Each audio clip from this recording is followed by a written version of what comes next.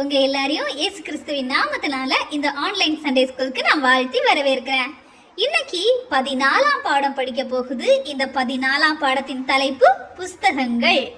பாடப்பாகம் யோசுவா 1ஆம் அதிகாரம் 8ஆம் வசனம், எஸ்தர் 6ஆம் அதிகாரம் 1-3 வரை உள்ள வசனங்கள், யாத்ராகமம் 32ஆம் அதிகாரம் 32 மற்றும் 33ஆம் வசனங்கள், யோவான் 5ஆம் அதிகாரம் 39ஆம் வசனம், மல்கியா 3ஆம் அதிகாரம் 16ஆம் வசனம், வெளிப்படுத்தின விசேஷம் 22ஆம் அதிகாரம் 7 மற்றும் 19ஆம் வசனங்கள், யாத்ராகமம் 24ஆம் அதிகாரம் 7ஆம் வசனம், 2 தீமோத்தேயு 3ஆம் அதிகாரம் 16ஆம் வசனம். நம்முடைய மரண வசனம் மல்கியா 3ஆம் அதிகாரம் 16ஆம் வசனம். கர்த்தருக்கு பயந்தவர்களுக்காகவும் அவருடைய நாமத்தை தியானிக்கிறவர்களுக்காகவும் ஞாபக புஸ்தகம் 1 அவருக்கு முன்பாக எழுதப்பட்டிருக்கிறது.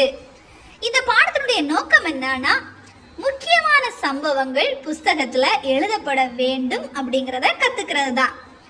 சரி, நம்ம இப்ப பாடத்துக்குள்ளாடி போலாமா? நீங்க எல்லாருமே ஸ்கூல் படிக்கிற பிள்ளைங்க. உங்களுடைய நேம்ஸ் ஸ்கூல்ல உங்களுடைய அட்டெண்டன்ஸ் ரெஜிஸ்டர்ல இருக்கும். இன்னும் ஸ்கூல் ரெக்கார்ட்ஸ்லயும் உங்களுடைய நேம்ஸ் இருக்கும். இன்னும் சொல்ல போனா உங்க வீட்ல எல்லாருக்குமே ரேஷன் கார்டு இருக்கும். அந்த ரேஷன் கார்டுல கூட உங்களுடைய நேம் அதுல என்டர் பண்ணியிருப்பாங்க. அதே மாதிரி பரலோகத்திலயும் உங்களுடைய பேர் எழுதப்படணும். பரலோகத்துல எழுதப்படுறதுக்கு எந்த புஸ்தகத்துல உங்களுடைய பேர் எழுதப்படும், இன்னும் என்னென்ன புஸ்தகங்கள் வேதத்துல சொல்லப்பட்டிருக்குது அப்படிங்கறது தான் இந்த பாடத்துக்குள்ளோட பார்க்க போறோம். சரி, முதலாவது ஜீவ புஸ்தகம். இந்த ஜீவ புஸ்தகத்துல யாருடைய பெயர்கள் எழுதப்பட்டிருக்குன்னா, பரலோகத்திற்கு பங்குள்ளவர்களுடைய பெயர்கள் இந்த புஸ்தகத்துல எழுதப்பட்டிருக்கும்.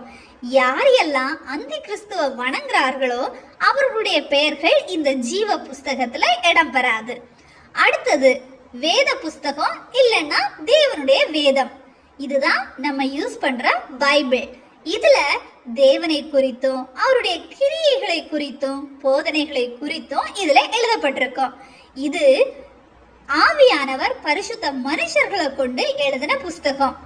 இந்த புஸ்தகத்தை பெற்றோர்கள் மறந்தா கர்த்தர் அவர்களுடைய பிள்ளைகளை மறப்பாரு. அதனால நம்ம எல்லாருமே கண்டிப்பா வேதத்தை வாசிக்கணும், தியானிக்கணும், அநேக வசனங்களை மனப்பாடம் பண்ணணும். இன்னும் அதன்படி நடக்க நம்ம பிரயாசப்படணும். நம்ம அதன்படி நடக்க பிரயாசப்படும் போது தேவன் எல்லாவற்றையும் வாக்கிய பண்ணுவாரு. அடுத்ததா கர்த்தருடைய புஸ்தகம். இந்த கர்த்தருடைய புஸ்தகத்துல பாவம் செய்யாதவர்களுடைய பெயர்கள் எழுதப்பட்டிருக்கும். இதுல யாராவது பாவம் செஞ்சாங்கன்னா அவருடைய பெயர்கள் கிறுக்கப்படும். அதனாலதான் மோசே இஸ்ரவேல் ஜனங்களுக்காக பரிந்து பேசும்போது கர்த்தர்கிட்ட சொல்றாரு, உங்களுடைய புஸ்தகத்திலிருந்து என்னுடைய பெயரை கிறுக்கி போடும் அப்படின்னு சொல்லிட்டு தேவன்கிட்ட தன்னுடைய ஜனங்களுக்காக கெஞ்சி மன்றாடினதை நம்ம பார்க்க முடியும். அடுத்ததா ஞாபக புஸ்தகம்.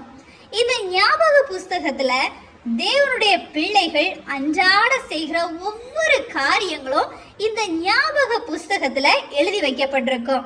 நம்ம செய்யற எல்லா கிரியைகளையும் ஏசப்பா இந்த ஞாபக புஸ்தகத்துல எழுதி வச்சிருக்கிறாரு. அடுத்ததா உடன்படிக்கை புஸ்தகம். இந்த உடன்படிக்கை புஸ்தகம் என்னன்னா, ஜனங்கள் கை கொள்ளும்படி தேவனால கொடுக்கப்பட்ட சட்ட திட்டங்களை மோசே எழுதி கொடுத்தாரு. அந்த புஸ்தகத்திற்கு உடன்படிக்கை புஸ்தகம் அப்படின்னு சொல்லிட்டு பேரு. அடுத்ததா நடபடி புஸ்தகம். இந்த நடபடி புஸ்தகத்தை கால வர்த்தமான புஸ்தகம் அப்படின்னு சொல்லுவாங்க. இந்த புஸ்தகத்துல ராஜாக்கள் தங்களுடைய நாட்கள்ல நடந்த ஒவ்வொரு சம்பவங்களையும் அதுல எழுதி வச்சிருப்பாங்க. அவங்க யுத்தம் எதுவுமே இல்லாம அவங்க ஃப்ரீயா இருக்கும்போது அந்த நடபடி புஸ்தகங்களை வாசிக்க சொல்லி கேட்பாங்க.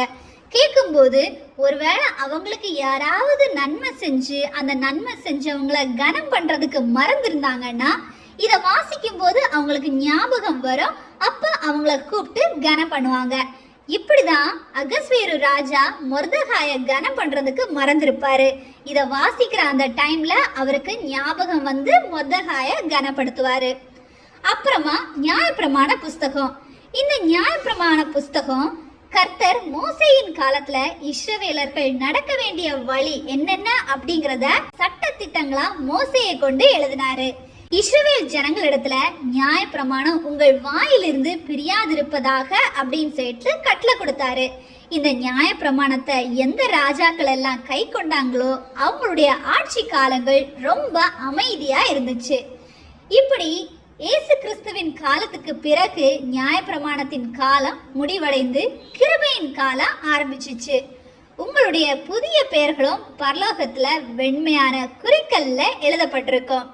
பரலோகத்துல கர்த்தர் உங்களுக்கு பிரதிபலன் தரும்போது பெயர்கள் வாசிக்கப்படும். உங்களுடைய பெயர்களும் பரலோகத்துல வாசிக்கப்படணும்னா நீங்களும் ஏசப்பா என்னென்ன காரியங்களை சொல்லி இருக்கிறாரோ அதை எல்லாத்தையும் ஃபாலோ பண்ணி அவருக்கு பிரியமா நடக்கும்போது உங்களுடைய பெயர்களும் பரலோகத்துல எழுதப்பட்டிருக்கும். ஓகே குட்டீஸ், thank you. God bless you all.